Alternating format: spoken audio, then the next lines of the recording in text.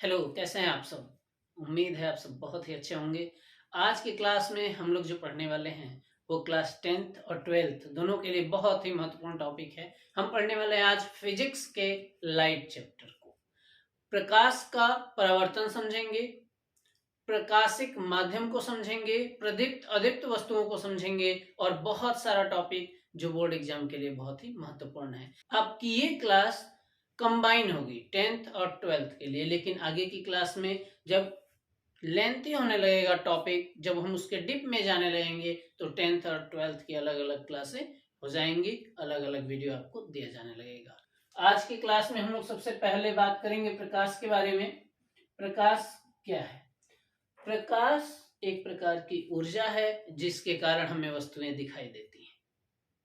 अगर प्रकाश नहीं होगा तो वस्तुएं हमें दिखाई नहीं देंगी। ये बहुत ही कॉमन बात है। रात को अंधेरे में कमरे में वस्तुएं उपस्थित होती हैं, लेकिन वो हमें दिखाई नहीं देती क्योंकि वहां प्रकाश उपस्थित नहीं है। यानी प्रकाश ही वह कारण है जिससे वस्तुएं हमें दिखाई देती हैं। इसका डेफिनेशन आप लिख सकते हैं, प्रकाश एक प्रकार की ऊर्जा है जो हमारे नेत्र की दृष्टि को जागृत कर देते हैं। दूसरा डेफिनेशन आप लिख सकते हैं, प्रकाश एक प्रकार की ऊर्जा है जिसके कारण वस्तुएं हमें दिखाई देने लगती हैं। अब प्रकाश की प्रकृति क्या है और प्रकाश के आधार पर वस्तुएं कौन कौन सी हैं? तो देखिए, सबसे पहले प्रकाश की प्रकृति के बारे में हम लोग समझ लेते हैं। प्रकाश की प्रकृति है, प्रकाश सरलरेखीय पथ पर चलता है, प्रकाश सीधे पथ पर चलता है। कैसे पता चलेगा कि प्रकाश सीधा चल रहा है? क्योंकि प्रकाश के सीधा चलने के कारण ही वस्तुओं का प्रतिबिंब बनता है। कहीं किसी वस्तु की आप परछाई देख रहे हैं, जैसे सपोज करते इस मार्कर की परछाई अगर हमारे शरीर पे आ रही है, मेरे शरीर पे आ रही है, तो ये बीच में मार्कर है और स्रोत कहीं और है, यानी बल्ब जहां से प्रकाश आ रहा है उसे प्रकाश का स्रोत बोलेंगे, वो स्रोत है और इधर परछाई आ रही है सपोज। अब प्रकाश जब आके इस मार्कर से टकरा रहा है तो वहां रुक जा रहा है और जस्ट इस मार्कर के पीछे प्रकाश नहीं पहुंच पा रहा है, इसी के कारण इस मार्कर की परछाई बन रही है। यानी प्रकाश सीधे चल रहा है। अगर सीधा नहीं चल रहा होता तो ये मार्कर के साइड से निकल के और अंधेरे वाले भाग में ही पड़ता, जिससे वहां भी उजाला हो जाता और परछाई हमें दिखाई नहीं देती। तो किसी भी वस्तु के परछाई का बनना ये प्रदर्शित करता है कि प्रकाश सीधे चल रहा है। तो प्रकाश सरल रेखीय पथ पर, सरल रेखीय पथ पर गति करता है।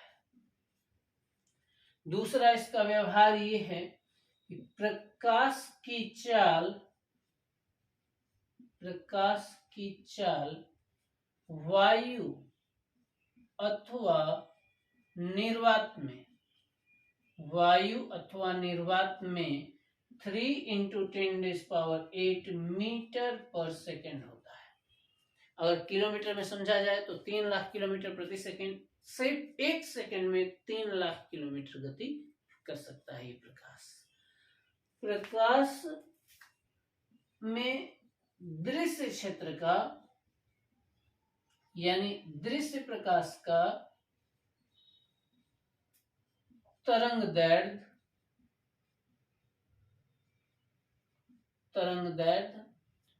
4000 एंगस्ट्रॉम से 7800 एंगस्ट्रॉम तक होता है।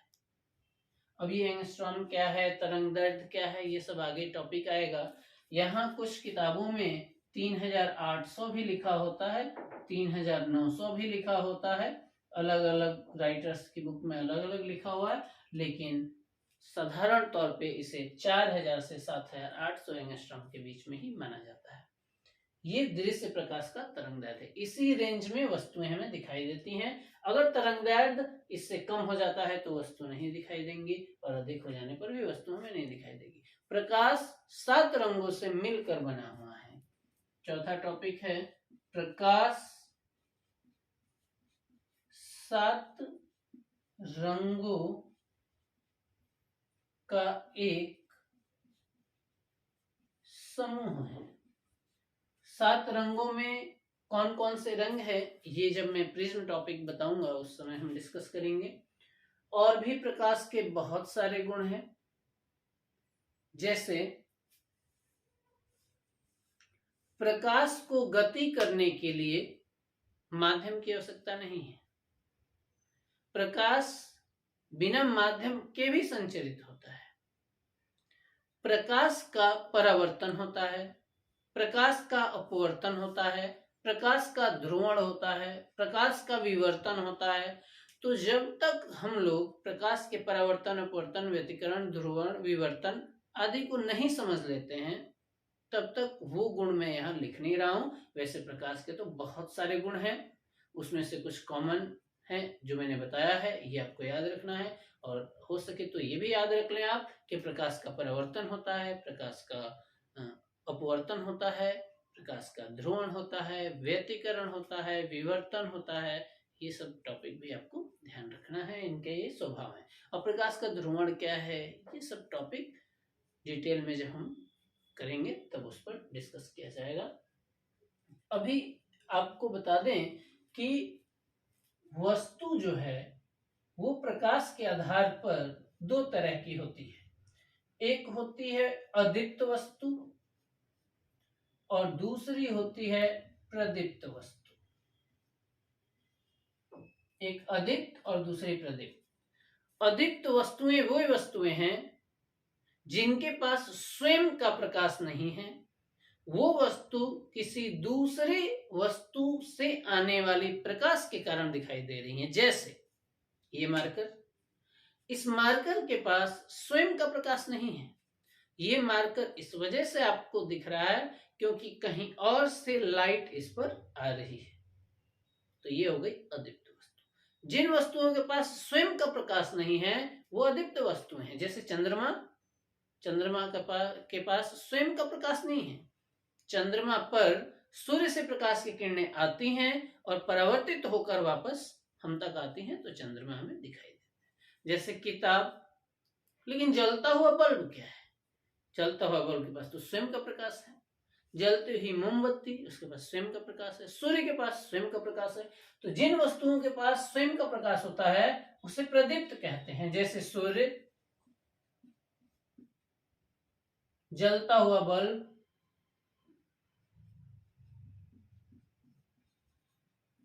जलता हुआ बल्ब, जलती हुई मोमबत्ती, जलता हुआ लालटेन।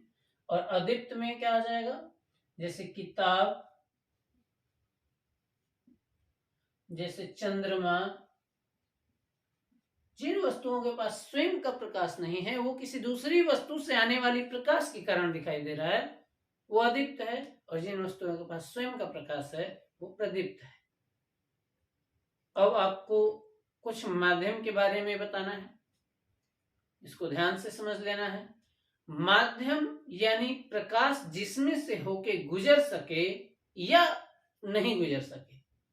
जैसे मैं जो भी बोल रहा हूं अगर आपको सुनाई दे रहा है तो वो इस वजह से दे रहा है क्योंकि ध्वनि वायु में उपस्थित किसी न किसी कण को माध्यम बना के आपके कानों तक पहुंच रही है। लेकिन प्रकाश को माध्यम की जरूरत नहीं है, लेकिन फिर भी कुछ माध्यम में से प्रकाश गुजर जाता है और कुछ माध्यम में प्रकाश रुक जाता है। तो माध्यम कितना होता है? प्रकाशिक माध्यम। हम प्रकाशिक माध्यम को समझ लेते हैं। प्रकाशिक माध्यम तीन तरह के होते हैं। एक होते हैं पारदर्शी, दूसरा होता है अपारदर्शी,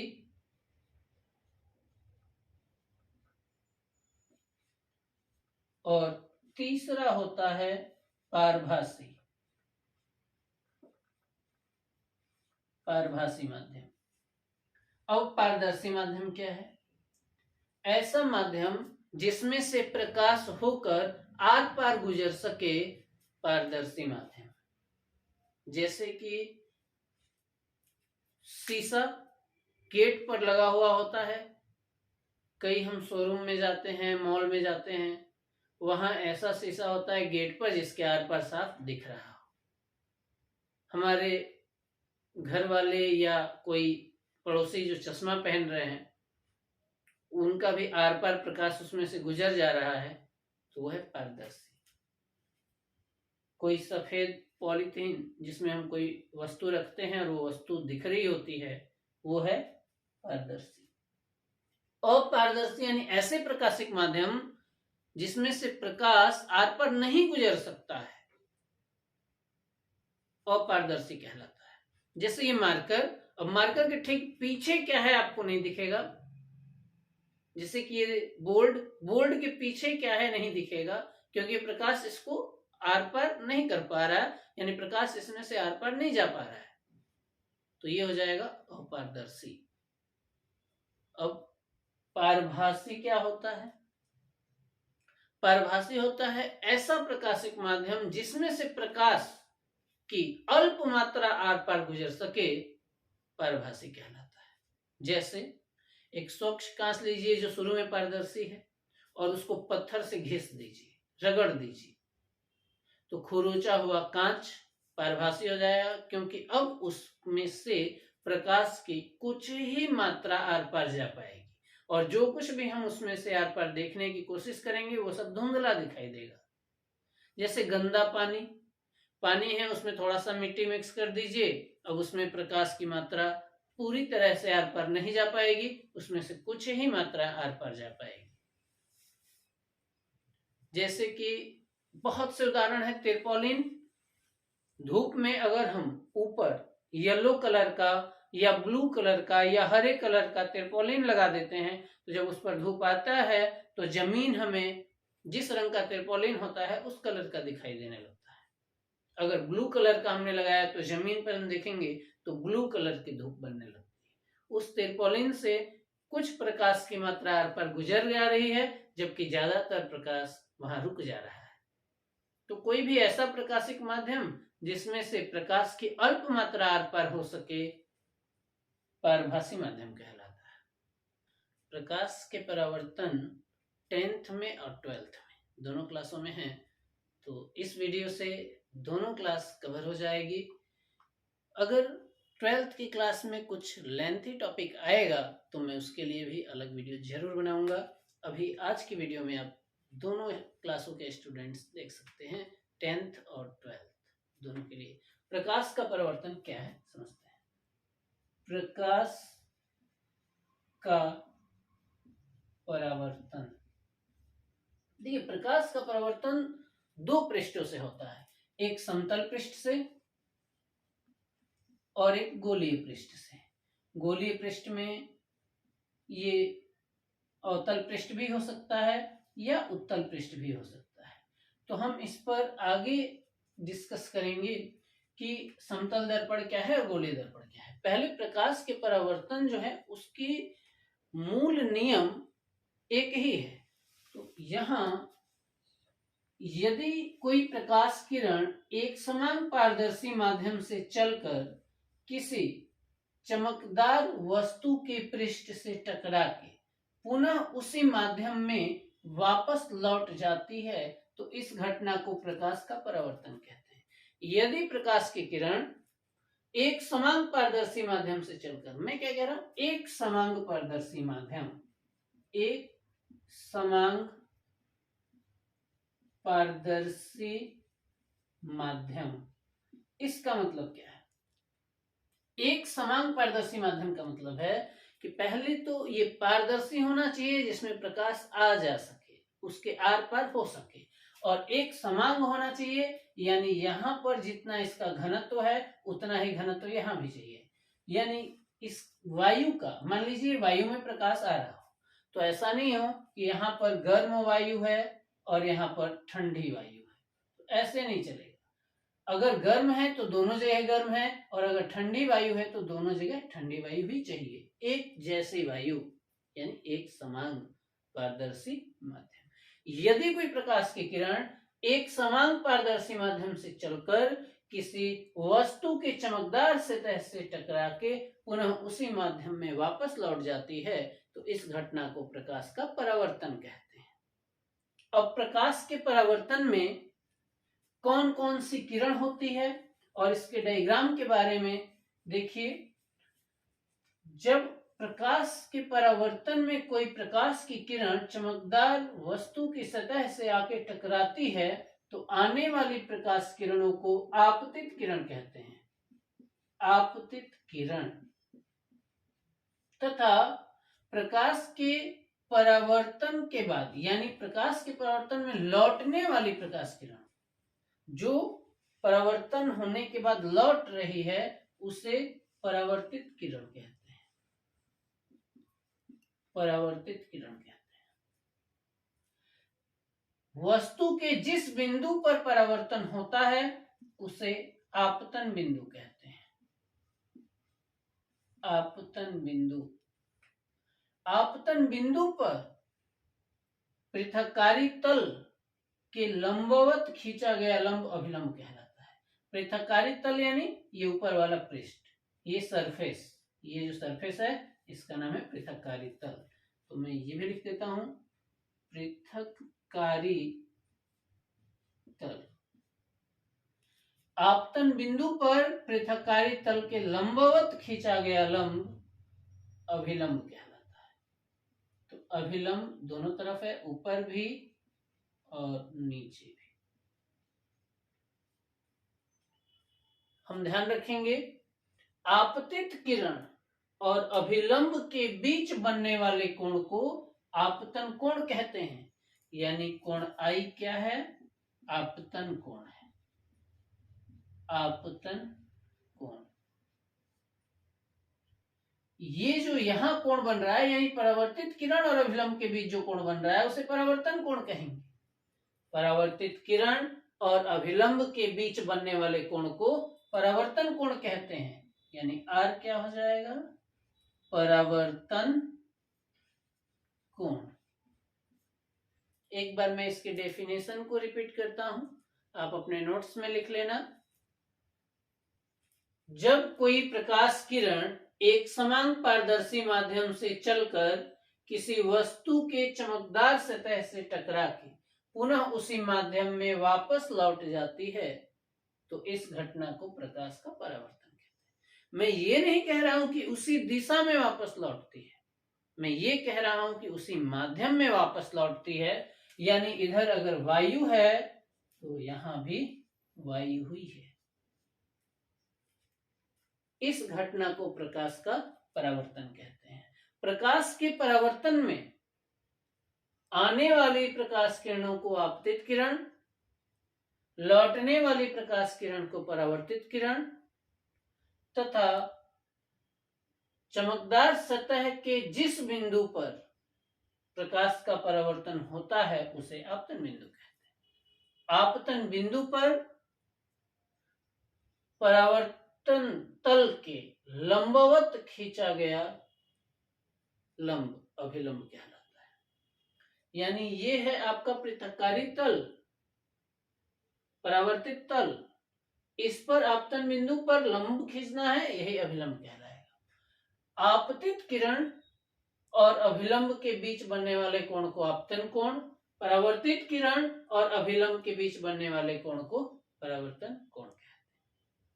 प्रकाश का परावर्तन हम अपने दैनिक जीवन में बहुत ज्यादा देखते हैं या बहुत ज्यादा महसूस करते हैं। प्रकाश को हालांकि देखा नहीं जा सकता, लेकिन हम बहुत ज्यादा प्रकाश के परावर्तन को महसूस करते हैं।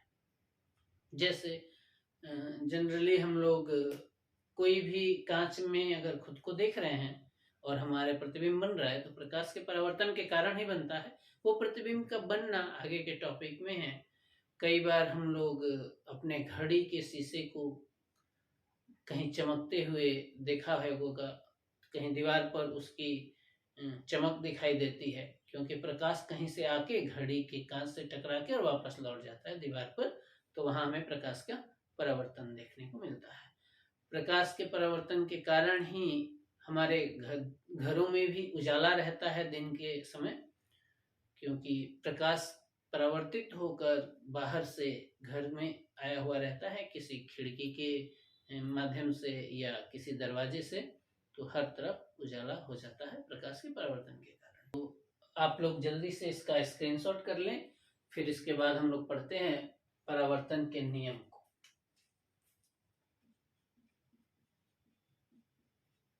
परावर्तन के नियम, ये परावर्तन के दो नियम हैं। पहले नियम में बात की जाएगी आपतन कोण और परावर्तन कोण के बारे में। यहां लिखा हुआ आई आपतन कोण है, आर परावर्तन कोण।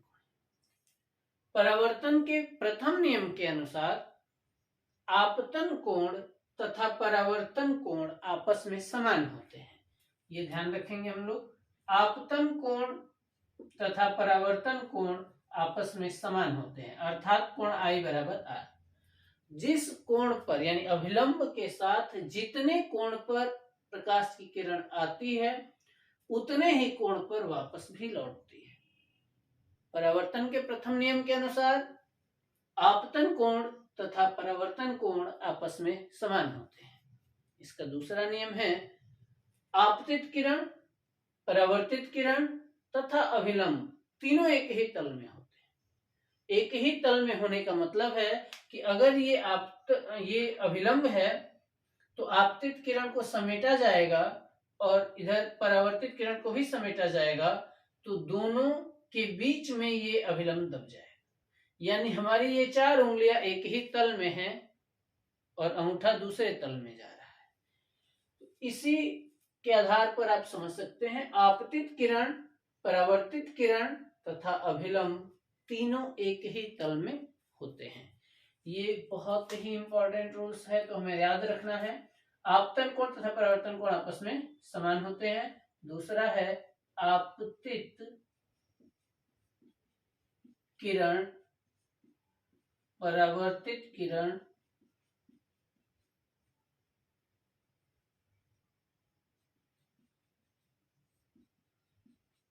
तथा अभिलंब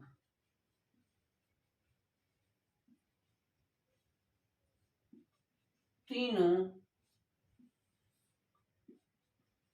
एक ही तल में होते हैं। अब ये परावर्तन के दो नियम हैं।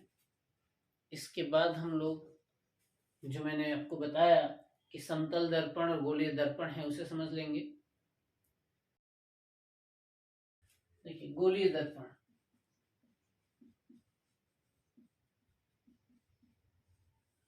किसी कांच के खोखले गोले के कटे हुए भाग के एक पृष्ठ को कलई करके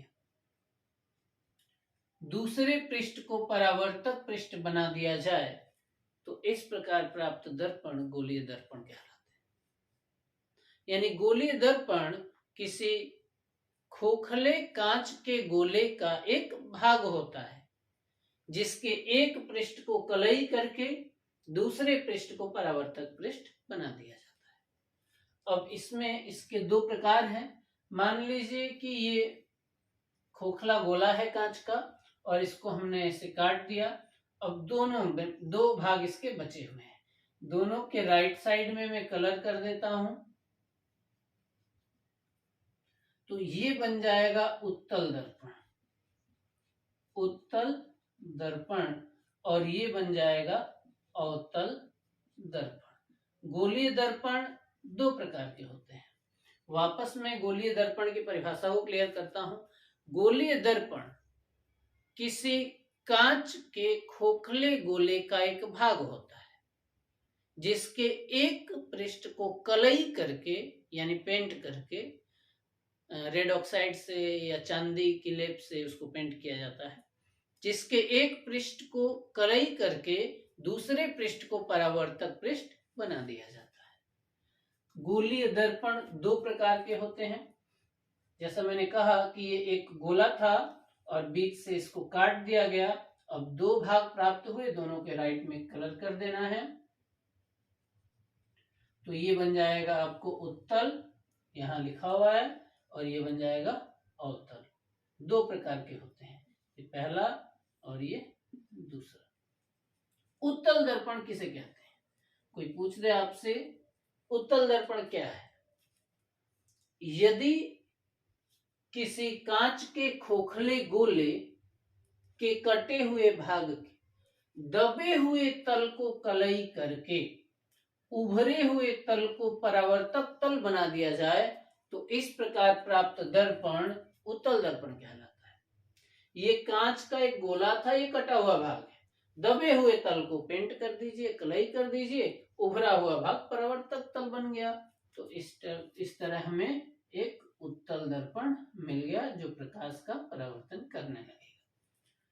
वापस उत्तल दर्पण की डेफिनेशन को समझ लीजिए। किसी कांच के खोखले गोले के कटे हुए भाग के दबे हुए तल को कलई करके उभरे हुए तल को परावर्तक तल बना दिया जाए तो इस प्रकार प्राप्त दर्पण उत्तल दर्पण कहलाता है। ठीक इसके अपोजिट, यदि उभरे हुए तल को कलई करके दबे हुए तल को परावर्तक तल बना दिया जाए तो इस प्रकार प्राप्त दर्पण अवतल दर्पण कहलाता है। यहां से भी प्रकाश का परावर्तन होने लगेगा। प्रकाश के परावर्तन होने के लिए गोलीय दर्पण की कुछ शर्त हैं। उन शर्तों को, उन सभी टॉपिक्स को हमें समझना है आगे की क्लासों में। किसी कांच के खोखले गोले के कटे हुए भाग उभरे हुए तल को कलई करके दबे हुए तल को परावर्तक तल बना दिया जाए तो इस प्रकार प्राप्त दर्पण अवतल दर्पण कहलाता है। ये अवतल दर्पण है, ये अवतल दर्पण है। समतल दर्पण को हम लोग बाद में समझेंगे जब इसको कंप्लीट कर लिया जाएगा। अवतल और उत्तल दर्पण में बहुत सारे टॉपिक्स हैं, इसके बहुत सारे बिंदु हैं, पॉइंट्स हैं। देखिए, जैसे मान लीजिए दर्पण का ये ध्रुव कहलाता है, वक्रता केंद्र होता है, इसका मुख्य फोकस होता है, मुख्य अक्ष है, और इसके कुछ और व्यवहार भी हैं, जैसे समांतर आने वाली प्रकाश किरणें कहाँ से जाती हैं। इन सब डिटेल को और इन सब पॉइंट्स को हम लोग अगली क्लास में करेंगे। आज के लिए इतना ही। आपको अंत तक वीडियो देखने के लिए बहुत बहुत धन्यवाद।